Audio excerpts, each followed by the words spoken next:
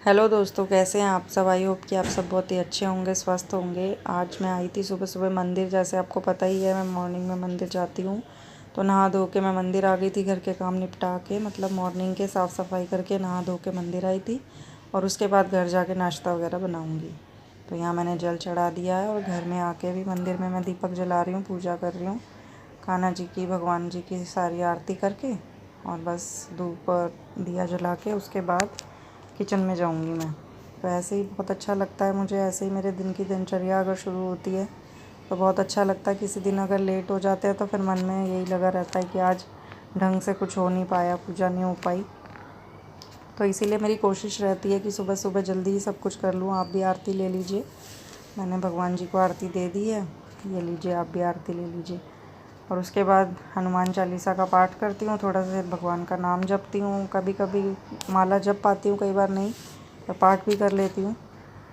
फिर उसके बाद फ्री होने के बाद करती हूँ, क्योंकि मॉर्निंग का जो शेड्यूल है मेरा बहुत ज़्यादा बिज़ी हो जाता है। अब यहाँ मैं आ गई थी किचन में, क्योंकि मुझे सुबह का नाश्ता और दोपहर का लंच दोनों ही बनाने होते हैं। हस्बैंड ने ऑफिस जाना होता है।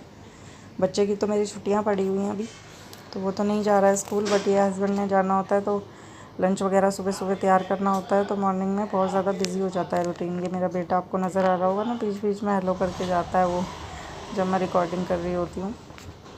तो यहाँ पे मैंने सोयाबीन की सब्ज़ी बनाई है और पराठी बनाई है साथ में, और लंच के लिए।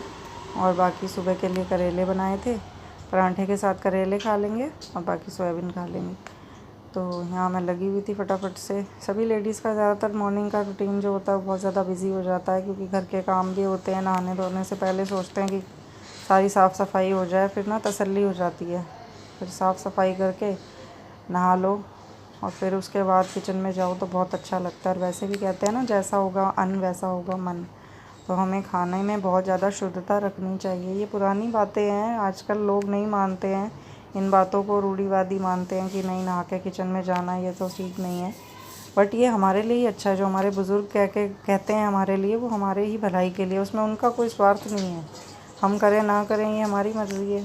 बट ये होता है, आप कभी करके देखिएगा, पुरानी बातों पे जब हम चलते हैं तो हमारी ही लाइफ में पॉजिटिविटी आती है। क्योंकि जो बड़े लोग थे उन्हें एक्सपीरियंस था लाइफ का, सियाने थे, नॉलेज हुई थी उन्हें, तभी तो उन्होंने हमारे साथ शेयर किया। अब जैसे जैसे हम अपनी लाइफ का एक्सपीरियंस कर रहे हैं तो हम भी आगे शेयर करते हैं।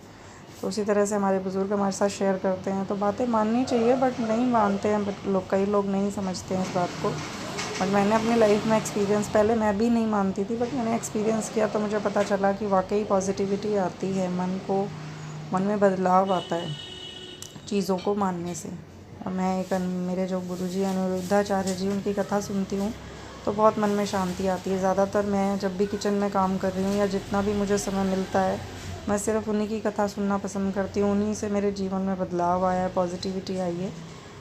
तो इसी तरह से मेरा दिन चलता रहता है। तो यहाँ पे मैंने नाश्ता वगैरह बना लिया था। उसके बाद जो सब्जियाँ लाए थे, आज मैं नहीं गई थी, मेरे हस्बैंड गए थे सब्ज़ी लाने के लिए। सुबह मैं नहीं जा पाई थी, तो वही लेकर आए थे, काफ़ी सब्जियां ले आए थे। तो वही मैं वॉश करके रख रही थी। उसके बाद किचन की क्लीनिंग करूँगी। तो वो अम्बियाँ भी लेकर आए हैं, उसका अचार भी डालना है मुझे। अभी मैं आपके साथ आगे रेसिपी शेयर करूँगी उसकी, आप पूरे ब्लॉग में बने रहिएगा, देखिएगा कैसे मैंने आम का अचार डाला है। ज़्यादा नहीं डाला, अभी 1 किलो ही अम्बी लेकर आए थे वो। आगे मैं और भी अचार डालूँगी। तो यहाँ मैंने सारे सब्जियाँ वगैरह वॉश कर दी हैं और अम्बी भी वॉश करके रख दी है। उसके बाद किचन क्लीन करने के बाद मैं करूँगी सारा। तो यही मन में शांति जो आती है वो प्रभु का सुन के या किसी गुरु की वाणी सुन के ही आती है। जिनको भी आप मानते हैं उनका सुना कीजिए, मन में बहुत पॉजिटिविटी आती है। इन्जॉय भी करना चाहिए लाइफ में, पर कुछ स्पेस हमें ऐसा भी करना चाहिए। सबका अपना अपना ओपिनियन होता है, सबकी अपनी अपनी सोच होती है। मेरे मन को जो है वो बहुत शांति मिलती है भगवान की कथा सुनने से, पॉजिटिविटी आती है मेरी लाइफ में। और अनिरुद्धाचार्य जी जो गुरु जी हैं, वो तो बहुत अच्छी कथा सुनाते हैं, बहुत अच्छी बातें करते हैं, जिससे जीवन में बदलाव आता है, शांति आती है। मुझे बहुत शांति मिलती है, इसीलिए मैं उन्हीं की कथाएं सुनती हूँ, उन्हीं की बातों पे अमल करती हूँ। कहते हैं ना, सुनने का फ़ायदा जब है जब हम उस पर फॉलो करें। सुनने से सिर्फ फ़ायदा नहीं है, जब तक हम उसे अपने जीवन में नहीं उतारेंगे तब तक वो कोई काम नहीं करेगी। तो वो जो कई बातें ऐसी बताते हैं, तो उन्हीं पे मैं चल रही हूँ धीरे धीरे। तो अच्छा फील होने लगा है मुझे, इसीलिए नहा धो के किचन में आए, भगवान का सुने और बस अपने आप ही सब कुछ ठीक होता चला जाएगा। और अपनी लाइफ में सारी टेंशन प्रभु के चरणों में छोड़ दें, करेंगे वही, हम अपने कर्म करेंगे, अपना काम करते जाएं, करने वाले तो प्रभु ही हैं, होगा वही जो होना है। तो यहाँ मैं अम्बियाँ हैं जो वो धो के सुखा ली हैं मैंने, और उसके बाद मैं इन्हें काट के रखूँगी। काट के इसे थोड़ी देर के लिए धूप में दिखा देंगे तो ज़्यादा अच्छा रहेगा, क्योंकि लाइफ अच्छी हो जाती है अचार की अगर उसे थोड़ी सी धूप लग जाए।